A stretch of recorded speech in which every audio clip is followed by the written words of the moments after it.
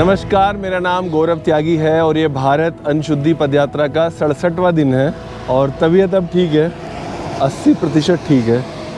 और जो थोड़ी बहुत ठीक नहीं है वो चलने के बाद मुझे लगता है ठीक हो जाएगी।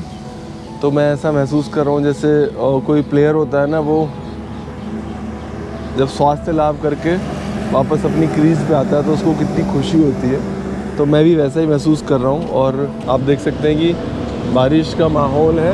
2-3 दिन बहुत तबीयत ख़राब थी, बहुत ज़्यादा तबीयत ख़राब थी, बस पूछे मत।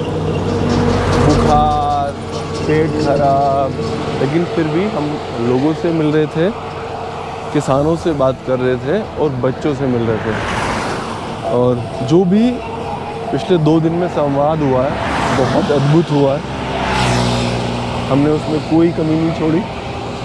हमने तय किया था कि हम चाहे कुछ भी हो, कितनी भी तबीयत ख़राब क्यों ना हो, हम लोगों से मिलेंगे, पदयात्रा के बारे में बताएंगे, उनसे बात करेंगे और ये तो हम छोड़ने वाले हैं नहीं। तो ईश्वर ने भी इतनी कृपा बनाए रखी कि इतनी ताकत, इतनी ऊर्जा हमारे पास रही कि हम ये सब संवाद करते रहे लोगों से और अपनी बात उनके सामने रखते रहे।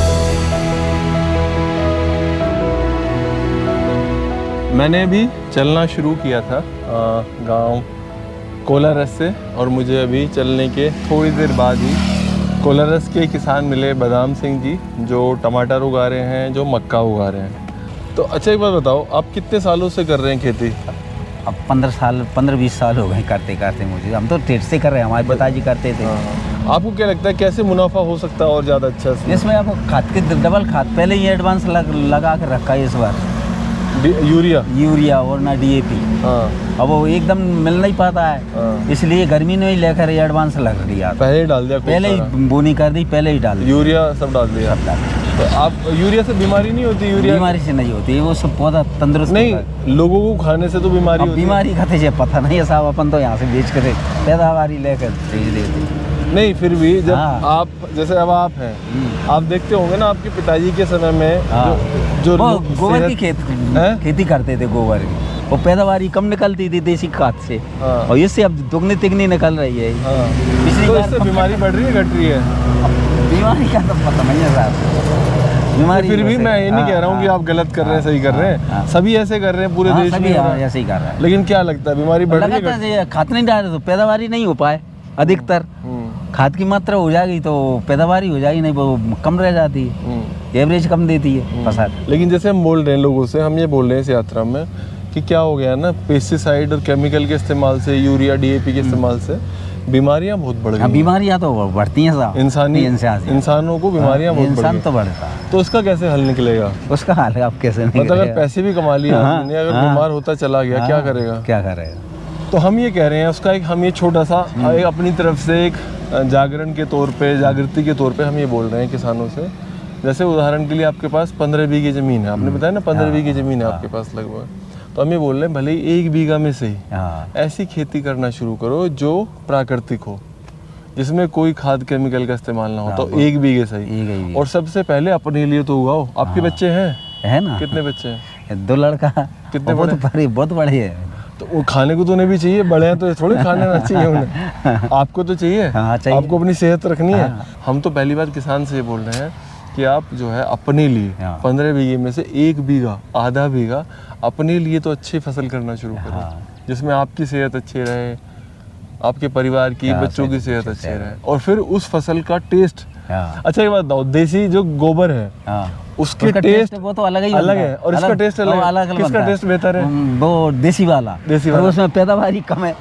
अच्छा एक बात बताओ, अगर उसका कोई ग्राहक मिल जाए आपको, अगर अच्छा भाव दे आपको, वो खूब 100 रुपये भी दे दे आपको, मैं एक बात बता रहा हूँ, उसके तो 100 रुपये भी देने को लोग तैयार बैठे हैं, 20 रुपये की चीज़ के देने तैयार बैठे नहीं बैठे। तो थोड़ा सा उस तरफ भी तो चला जाए, एक कदम ही सही पर चलाया तो जाए। भाई हमारे घर में बताते थे, आपके पिताजी भी बताते होंगे कि भाई ये जो उसमें स्वाद था इसमें है ही नहीं। नहीं, ये तो नहीं बोल रहा हूँ। नहीं है स्वाद, ये तो बात आप सही है। नहीं, एक हमें वादा चाहिए आज आपसे। इस पदयात्रा को मैं कर रहा हूँ, हमें आपसे ताकत चाहिए। मैं अब तक काफ़ी 24-25 हज़ार स्कूली बच्चों से मिला हूँ, 12-15 हज़ार किसानों से मिला हूँ। एक वादा आपसे चाहिए कि आज अपने लिए कम से कम, दूसरे के लिए भी नहीं, अपने लिए, अपने परिवार के लिए, अपने बच्चों के लिए, अपने पिताजी के लिए, खुद के लिए, अपने परिवार के लिए आप 1 बीघा नेचुरल खेती करना शुरू करेंगे, कोशिश करेंगे? बताओ। करेंगे मुझे बहकाने के लिए नहीं। नहीं, ये तो एक तो कर देते हैं खाने के लिए। 1 बीघा? हाँ, 1-2 बीघा में पक्का करोगे? पक्का ना? हाँ, देसी गोबर खाद डाल के। ये बदाम सिंह जी आपका वचन है, ये है ना? नहीं, हम करते हैं ऐसे। 1 बीघा? ज्यादा नहीं कह रहे, अपने परिवार के लिए। परिवार के लिए। हम तो आपसे ये नहीं कह रहे ना हमें दे दो, नहीं, हम तो ये नहीं कह रहे ना हम कहीं हैं, पता नहीं हम दोबारा मिल पाएंगे नहीं मिल पाएंगे। नहीं, सही बात। लेकिन मैं ये कह रहा हूँ अपने परिवार के लिए तो करना शुरू करिए। करेंगे, पक्का? पक्का करेंगे। वादा है और क्या? बस ठीक है।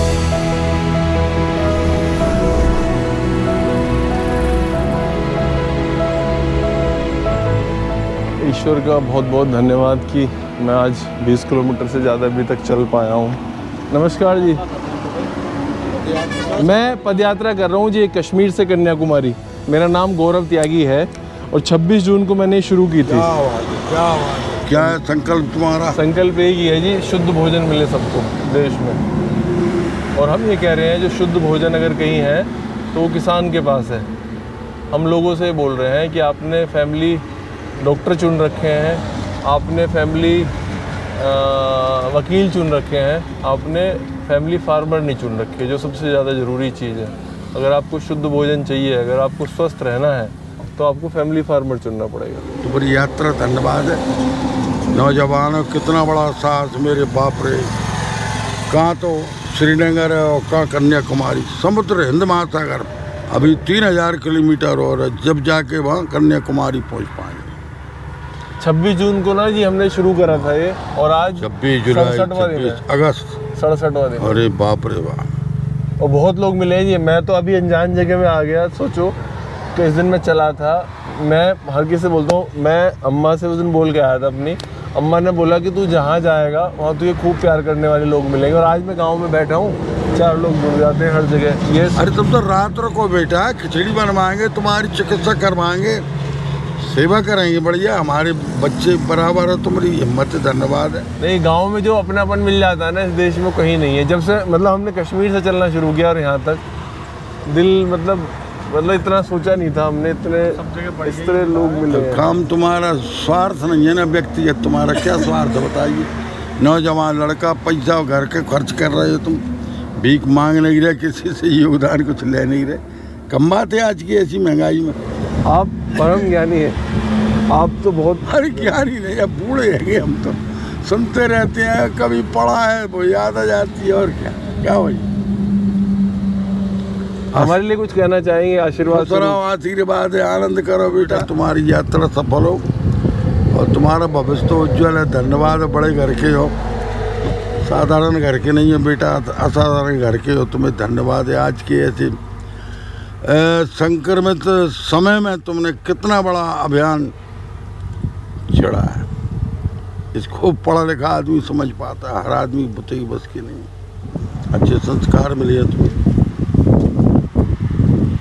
अच्छे माता पिता के बेटा हो। नहीं, आज के ज़माने में इतना कौन सोचता है। हाँ, बाप में ताई भूखन मर रहा है, तो तुम देश के लिए, हम सबकी भलाई के लिए इतना बड़ा मिशन।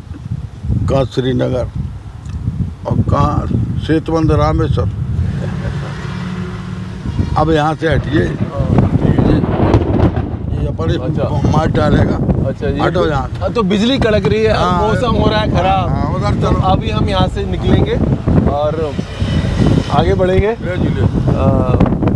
अपना ख्याल रखिए। मौसम बहुत ख़राब हो गया। अगर मैं आपको दिखाऊं ना तो आप देख सकते हैं इधर मौसम बहुत ख़राब है। हटने के लिए बोला जा रहा है, बिजली कड़क रही है और बहुत ज़्यादा मौसम ख़राब है ना।